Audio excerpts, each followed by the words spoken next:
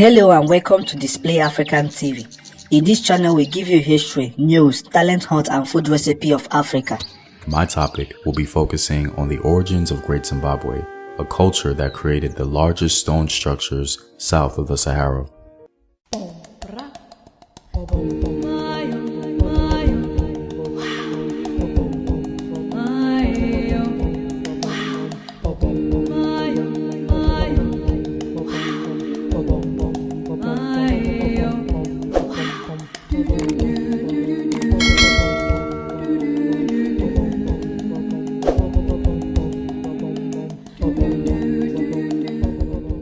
The African civilization, popularly known as Great Zimbabwe, was a stratified African culture that existed in the modern-day country of Zimbabwe, beginning about the 12th century. This African civilization received plaudits from foreign observers, who considered their stone structures so impressive that African parentage was out of the question. It seems as though the Shona elite, the actual founders of Great Zimbabwe, accomplished their goal in creating a space that evoked majesty and splendor. The marvelously built stone edifices were the center of a flourishing gold trade that produced massive amounts of wealth for the Shona kings. Moreover, these large stone structures were built without mortar, adding to its uniqueness. The Portuguese, upon their arrival in the 16th century, considered it an accomplishment of the legendary Queen of Sheba. Cecil Rhodes and his followers even drew parallels between the African structures and the ancient Greek Acropolis. However, despite the cries of genuine scholarship which illustrated an African origin, the socio-political lore of Great Zimbabwe and its implications rested on foreign origins. Great Zimbabwe was undoubtedly a great African achievement founded by the Shona peoples. But what was its origins? It's difficult to imagine that the Shona people woke up one day and decided to build these elaborate structures. History has a tendency not to work that way. The general consensus seems to be that Great Zimbabwe arose from an earlier civilization known as Mapungubwe.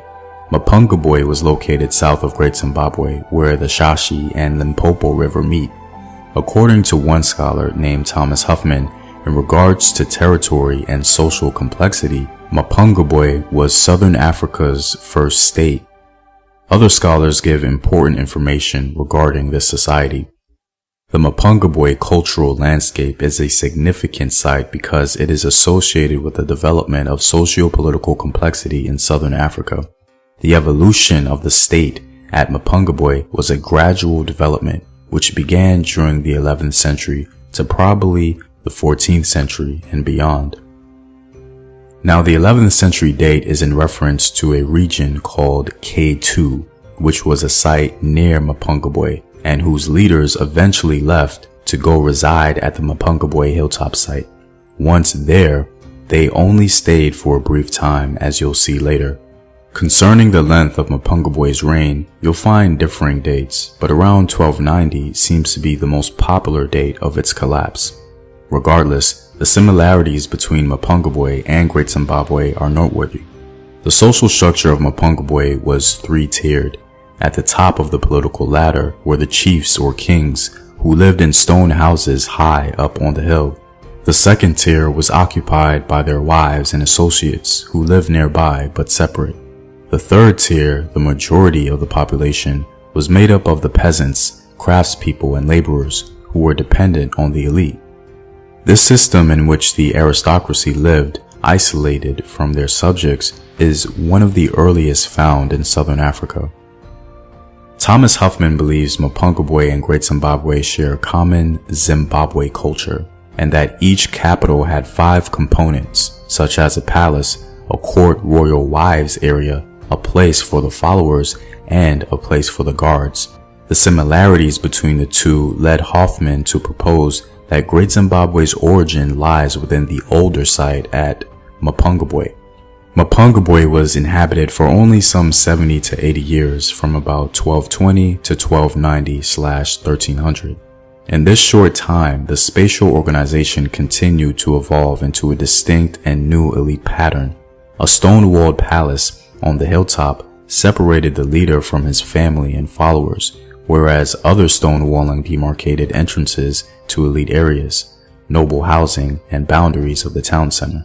These and other similarities with Great Zimbabwe demonstrate that the elite Zimbabwe pattern originated at K2 and Mapungubwe rather than at Great Zimbabwe itself.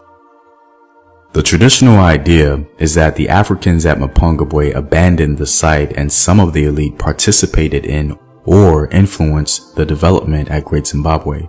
Despite the strong evidence of Great Zimbabwe's parentage comfortably residing in Mapungubwe, some scholars point out the issues surrounding this popular consensus. For one thing, the years of research surrounding the Mapungubwe site was investigated and interpreted with little input from the local African populace. Also, the origins discussion historically has been tainted by political motivations. Talk of reassessing the relationship between Mapungubwe and Great Zimbabwe are ongoing. Yet, the strongest evidence we have for now seem to point to the influence of Mapungubwe civilization. Another site of consideration has been a place called Mapela that was also a major center of the overall Zimbabwe culture.